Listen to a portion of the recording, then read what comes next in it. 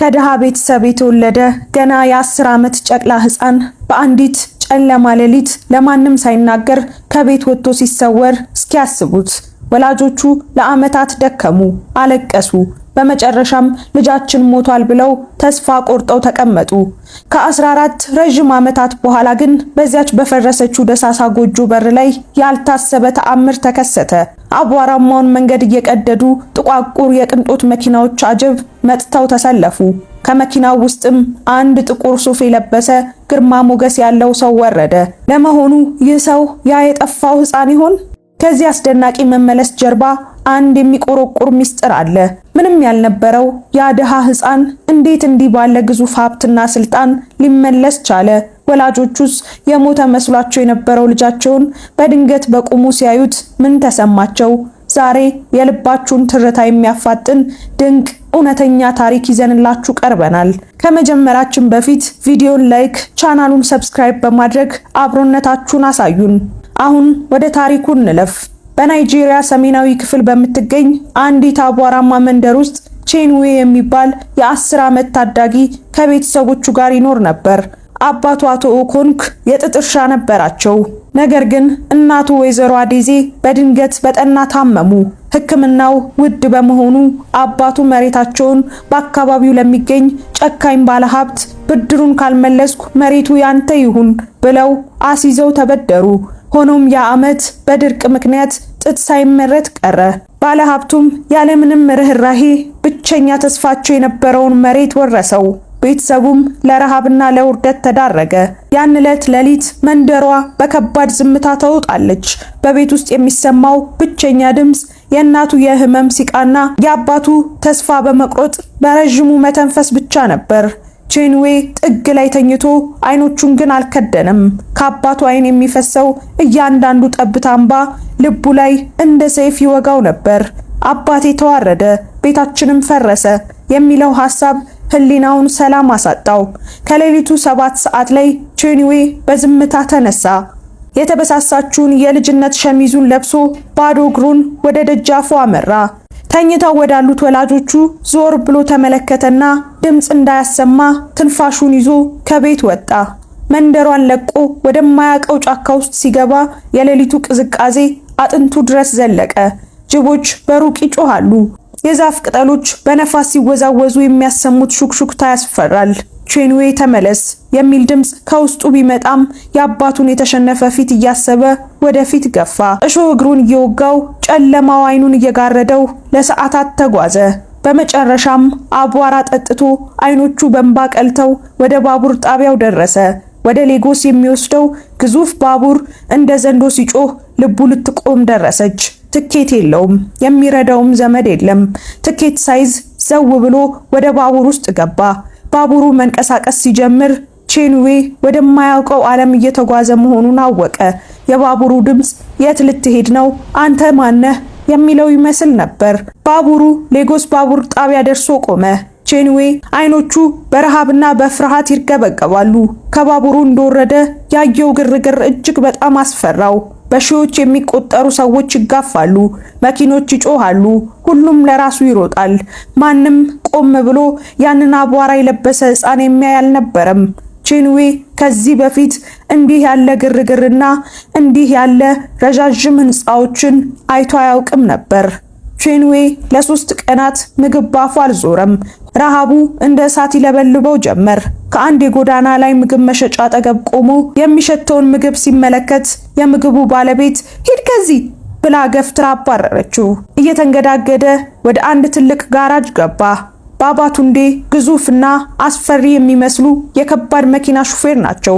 መኪናቸው ስር ሆነው ጥገና እያደረጉ ሳለ አንድ ትንሽ እጅ ሱሪያቸውን ሲጎትተው ተሰማቸው። ቀና ብለው ሲያዩ ቼንዌን አገኙት።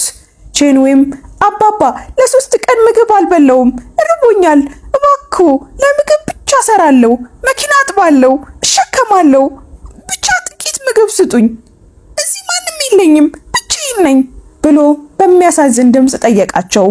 ባባ የልጁ ድምፅ ውስጥ ያለው እውነተኛ የስቃይና የሞት ሽረት ልመና ልባቸውን ነካው። ባባ ቱንዴ ወደ ጥላ ስር ወሰዱትና ምሳ ሰጡት። ከዛም ትክ ብለው አዩትና ከዛሬ ጀምሮ ረዳቴ ትሆናለህ አሉት። ከባባ ቱንዴ እግር ስር ሆኖ መኪና ማጠብና ጎማ መቀየር ብቻ ሳይሆን ወደፊት ለቤተሰቡ የሚሆነውን ትልቅ ተስፋ መገንባት የጀመረው በዚያ መራር ረሃብ ውስጥ ነበር። ዓመታት ነጎዱ። ቼንዌ በባባ ቱንዴ የከባድ መኪና ጥላ ስር ሆኖ በሚያገኘው ጥቂት ሳንቲም ሆዱን ከረሃብ እየጠበቀ የተረፈውን ግን ለወደፊት ህልሙ በትንሽ ሳጥን ውስጥ በሚስጥር ያስቀምጣት ነበር። እድሜው ሲፈቅድ የመጀመሪያ የድል እርምጃውን ተራመደ። የመኪና መንጃ ፍቃድ አወጣ። በጉጉት ያጠራቀማትን ጥቂት ገንዘብ ይዞ ወደ መኪና አከራዮች ዘንድ ሄደ። ለውጥ የናፈቀው ቼንዌ ሌሎች ተኝተው፣ እርሱ ግን በተከራያት አዲስ መኪና ሌሊቱን ሙሉ በአውራ ጎዳናዎች ላይ ይጓዝ ነበር።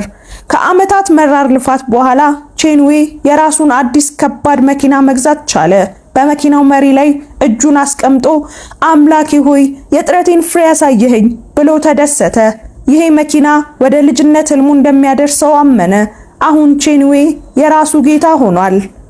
አንድ ቀን ከሰዓት በኋላ ቼንዌ ወደ አቡጃ በሚወስደው መንገድ ላይ ጭነት ይዞ እየተጓዘ ሳለ አንድ አስደንጋጭ ትዕይንት ተመለከተ። ከፊት ለፊቱ በከፍተኛ ፍጥነት ትጓዝ የነበረች መኪና ጎማዋ ፈንድቶ ቁጥጥር በማጣት ተገለባብጣ መንገድ ላይ ወደቀች። ቼንዌ ያለምንም ማመንታት የራሱን መኪና አቁሞ ወደ አደጋው ቦታ ሮጠ። መኪናው ጭስ እያወጣ ነበር። በውስጡም አንዲት ሴት ራሷን ስታ በደም ተለውሳ ተመለከተ። እባክሽ አይዞሽ ደርሼልሻለሁ እኔ ያለሁ እያለ በኃይል የመኪናውን በር ሰበረው። ሴትዮዋን በጥንቃቄ አውጥቶ በራሱ መኪና ላይ አጋደማት። በአቅራቢያው ወደሚገኝ ሆስፒታል በፍጥነት ወሰዳት። ሐኪሞቹ ደርሰው ሕክምና እስኪጀምሩለት ድረስ እጇን ይዞ አጽናናት። ከሰዓታት በኋላ ወደ ጤንነቷ መመለሷን አረጋገጠ። ሴትዮዋ ስትነቃ ስሟ ወይዘሮ ኢፊዮማ እንደሚባል አወቀ። አድራሻን ስጠኝ ልጄ አለችው በደከመ ድምፅ። የለም እመቤት፣ ደህና መሆንሽ ብቻ ይበቃል አላት። ሆኖም ወይዘሮ ኢፊዮማ ስልክ ቁጥሩን እንዲሰጣት ግድ አለችውና ተሰነባብተው ወጣ። ቼንዌ ይህ አጋጣሚ ህይወቱን ሙሉ በሙሉ እንደሚቀይረው በጭራሽ አልገመተም ነበር። 3 ወራት አለፉ። ቼንዌ እንደተለመደው በስራው ላይ እንዳለ ስልኩ ጠራ። ወይዘሮ ኢፊዮማ ነበረች። በአንድ ትልቅ ሆቴል እንግዳዋ እንዲሆን ጋበዘችው። ሲገናኙ የለበሰችው ልብስና አጀቧ በከተማው የታወቀች ባለሀብት መሆኗን ይናገራል። ወይዘሮ ኢፊዮማ በሌጎስ ከተማ ውስጥ ትልቅ የማኒፋክቸሪንግ ኩባንያ ያላት ባለሀብት ነበረች። ባለቤቷ ከሞተ በኋላ ንግዱን ለብቻዋ ትመራ ነበር። ወይዘሮ ኢፊዮማ የህይወት ታሪኳን አጫወተችው።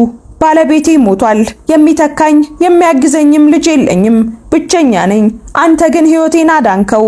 ዛሬ በህይወት እንድቆም ያደረክ ጀግና ነህ አለችው። ቼንዌንም ስለ ራሱ ህይወት፣ ስለ ቤተሰቦቹ ሁሉንም ጠየቀችው። እሱም ስለ ልጅነቱ፣ ስለ ተቀሙት መሬት፣ ስለ ጠፋበት መንደርና ስለ መኪና ረዳትነቱ ሁሉንም አንድ በአንድ በዝርዝር ነገራት። አንድ ቀን ሲሳካለት ወደ ቤተሰቦቹ እንደሚሄድም በልበ ሙሉነት ነገራት። ወይዘሮ ኢፊዮማ በልጁ ንጽህና ተገረመች። ቼንዌ ከእንግዲህ በመንገድ ላይ ብቻ መንፋት የለብህም። በፋብሪካዎቼ ውስጥ ያለውን የትራንስፖርትና የንግድ ክፍል እንድትመራልኝ እፈልጋለሁ አለችው።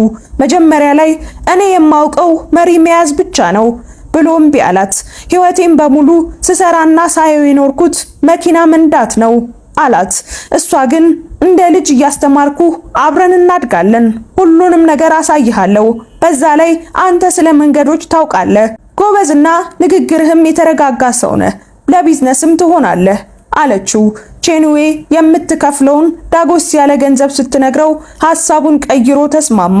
መኪናውንም ለሌላ ሰው አከራይቶ ከወይዘሮ ኢፊዮማ ጋር መስራት ጀመረ። በዚህ ጥሩ አጋጣሚ ቼንዌ ከሹፌርነት ወደ ስራ አስኪያጅነት ተሸጋገረ። ስራውንም በፍጥነት ተምሮ በኩባንያው ላይ ለውጥ ማምጣት ቻለ። ወይዘሮ ኢፊዮማ በትርፏ መጨመር ተደሰተች። ከዛም በተጨማሪ በአጠገቧ ልክ እንደ ልጇ የምታየው የሚያግዛት ሰው መኖሩ ሰላምና መረጋጋት ሰጣት። ወይዘሮ ኢፊዮማ በሌጎስ ምርጥ ሰፈር ውስጥ ለቼንዌ አዲስ ቪላ ቤት ገዛችለት። አሁን ቼንዌ የሚፈልገው ሀብትና ክብር ሁሉ በእጁ ገብቷል። አንድ ቀን ወይዘሮ ኢፊዮማ ተዘጋጅ፣ ለአንድ ትልቅ ስራ ወደ ሰሜን መሄድ አለብን አለችው። ቼንዌም እንደተባለው ተዘጋጀ። በውድ መኪና ውስጥ ሆነው ከኋላቸው ከ15 በላይ የሚሆኑ ውድ መኪናዎችን አስከትለው ጉዞ ጀመሩ። መኪናዎቹ በምግብ ዕቃዎች ተሞልተዋል። ወደ መንደሩ የሚወስደው አቧራ መንገድ ሲደርሱ ቼንዌ ልቡ ይመታ ጀመር። መንገዱን፣ ዛፎቹን፣ ወንዙን አወቃቸው። ይህ የኔ መንደር ነው ብሎ በውስጡ ጮኸ። መኪኖቹ ወደ መንደሩ ሲገቡ ህዝቡ በድንጋጤ ወጥቶ ይመለከት ጀመር። የመኪናው ጎርፍ ልክ እንደ ንጉሥ አጀብ ነበር። አቧራውን እያቦነኑ የመጡት ዘመናዊ መኪኖች በትክክል በዚያች አባትና እናቱ በሚኖሩባት ደሳሳ ጎጆ ፊት ለፊት ቆሙ። የሞተሩ ድምጽና የመኪኖቹ ብዛት ያስደነገጣቸው አረጋዊው አቶ ኦኮንኮና ወይዘሮ አዴዜ እጃቸውን ባይናቸው ላይ ጋርደው በፍርሃትና በመገረም ከመኖሪያቸው ወጡ። አንድ ትልቅ ባለስልጣን መንደራቸውን ለመጎብኘት የመጣ መስሏቸው ነበር። ቼንዌ ከመኪናው ወርዶ የእናትና የአባቱን መጎሳቆል ሲያይ ልቡ በሐዘን ተረታ። እየሮጠም ሄዶ እማዬ፣ አባዬ፣ እኔ ነኝ፣ ቼንዌ ነኝ፣ ልጃችሁ አላቸው። ድምፁ በሐዘን እየተቆራረጠ። እናትና አባት የሰሙትን ማመን አልቻሉም። ለአፍታ ዓለም የቆመች እስኪመስል ድረስ ደንዝዘው ቀሩ። የእናቱ እጆች እየተንቀጠቀጡ የልጃቸውን ፊት ዳሰሱ። ልጃችን ሞቷል ብለን ተስፋ ቆርጠን በሐዘን ይኖር ነው ብለው በከፍተኛ ድምጽ እየጮሁ ተጠመጠሙበት። ያ የዓመታት የናፍቆት እንባ እንደ ጎርፍ ፈሰሰ። የሰፈሩ ሰው ሁሉ ተሰብስቦ ይህንን በህይወት የመኖር ተአምር በግርምት ይመለከት ነበር። አባቱ በደስታና በለቅሶ መሃል ሆነው ልጄ ለምን እንዲህ ያደረክ? የት ነው የነበርከው? እንዴትስ ተረፍክ? አሉት። ቼንዌ እንባውን እየጠረገ ያለፈበትን የመከራና የጥንካሬ መንገድ በአጭሩ ነገራቸው።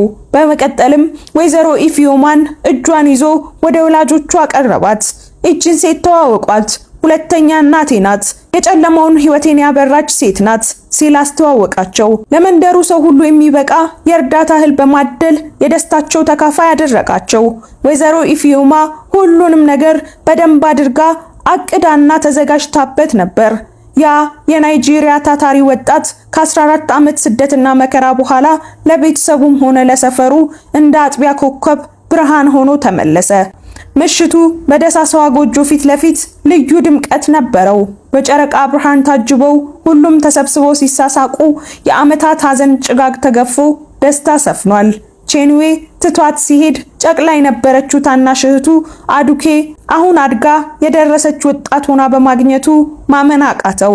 አዱኬ የጠፋው ወንድሟን መመለሱን ስታውቅ ከጎኗ አልተለየችም ነበር። እጁን አጥብቃ ይዛ በኩራትና በፍቅር ትመለከተው ነበር። ቼንዌም የእህቱን ራስ እየደባበሰ አዱኬ ትልቅ ሴት ሆነሻል እያለ በናፍቆት ይመለከታታል። በዚያች ምሽት በጎጆዋ ዙሪያ የሚሰማው ሳቅና ጨዋታ ለሰፈርተኛ ሁሉ ተስፋን የሚሰጥ ነበር። ወይዘሮ ኢፊዮማ የቤተሰቡን ዳግም መገናኘት በደስታ ስትመለከት አመሸች። በማግስቱ ጧት ወይዘሮ ኢፊዮማ ወደ ከተማ ተመለሰች። ቼንዌ ግን ከወላጆቹና ከእህቱ ጋር ሊያሳልፈው የፈለገው ገና ያልጠገበው ብዙ ናፍቆት ነበረው። ቼንዌ ለተከታታይ ቀናት በመንደሩ ቆይቶ ለወላጆቹ የሚያስፈልጋቸውን ሁሉ አሟልቶ በልበ ሙሉነትና በታላቅ ኩራት ወደ ስራው ተመለሰ። ያ የ14 ዓመት ጉዞ በድልና በደስታ ተቋጨ። ውድ ተመልካቾቻችን ታሪኩን እንዴት አገኛችሁት? ኮሜንት ላይ ሐሳብ አስተያየታችሁን አስቀምጡልን። እንደዚህ አይነት አስተማሪ ታሪኮችን የምታገኙበትን የዩቲዩብ ቻናላችንን ሰብስክራይብ በማድረግ ቤተሰባችንን ተቀላቀሉ። እናመሰግናለን። ቸር ቆዩን።